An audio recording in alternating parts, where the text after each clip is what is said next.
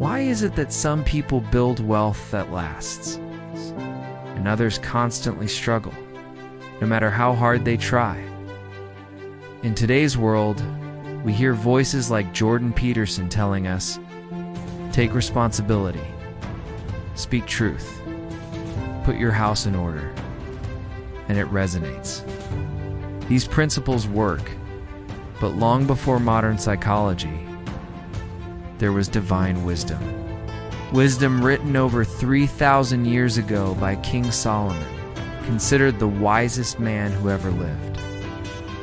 In his books Proverbs and Ecclesiastes, Solomon laid out eternal truths about wealth, discipline, integrity, and purpose.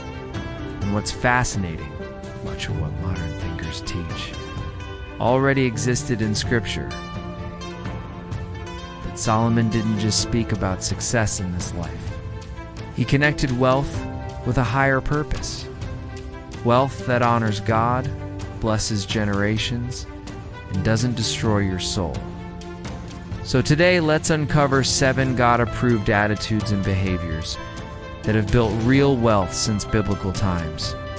And you'll see how even the most modern financial and motivational advice ultimately aligns with timeless biblical truth. 1. The power of order. Discipline leads to prosperity. Jordan Peterson often says, clean your room, start with what you can control. It's practical advice, but it's ancient advice. Solomon wrote, go to the ant, you sluggard, consider its ways and be wise. Look at the ant, it prepares for the future. It works diligently without being told. It builds consistently. In every generation, those who live in chaos stay poor, not just financially, but mentally, emotionally, and spiritually. Discipline isn't just good advice, it's a law of creation. God wired the universe to reward order. From farming to entrepreneurship, the disciplined prosper, the lazy fall behind.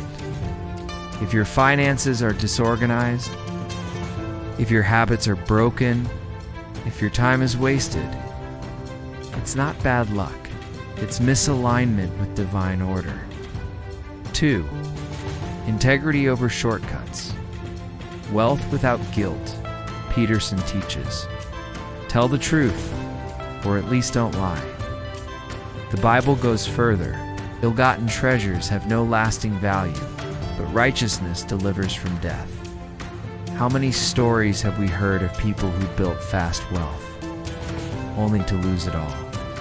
Scams, corruption, greed, their riches turn to dust. God's kingdom isn't opposed to wealth, but He demands it be built on integrity. Honest work, fair deals. Transparency. When you cheat, you're not just breaking a rule, you're breaking alignment with God. It's blessing. And wealth gained through dishonesty carries guilt, anxiety, and eventual collapse. But wealth built through honesty lasts. It multiplies. It blesses you and everyone connected to you. 3. Master your speech. Words build or destroy, Peterson says. Be precise in your speech, as Solomon warned. Death and life are in the power of the tongue. What you speak. You shape, speak doubt, and your life shrinks. Speak faith, discipline, and vision, and doors open. Think about it. Businesses are built on conversations, or lost. With words, leaders rise or fall, based on communication. Your words are seeds.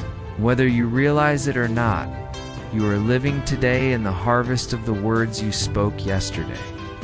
4. Embrace humility. Pride is financial poison in modern success. Culture says, stay humble. Solomon said it with brutal clarity. Pride goes before destruction, and a haughty spirit before a fall. Pride convinces you that you don't need help. that you're always right.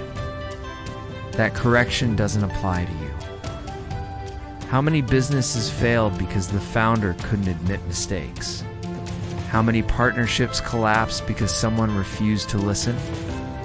Humility isn't weakness, it's strength. It opens the door to learning, mentorship, collaboration, and correction.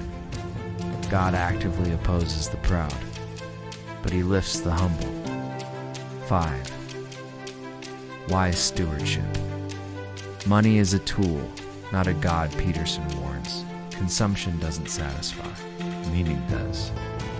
Solomon said it plainly. Whoever loves money never has enough. Chasing wealth for wealth's sake is a trap. You'll never feel rich enough. But the Bible teaches balance. Earn diligently, save consistently, invest wisely, give generously. Money is a servant, not a master. When money serves your purpose under God, it multiplies peace, not stress. But when money becomes the purpose, it multiplies anxiety. 6. Seek wisdom over riches.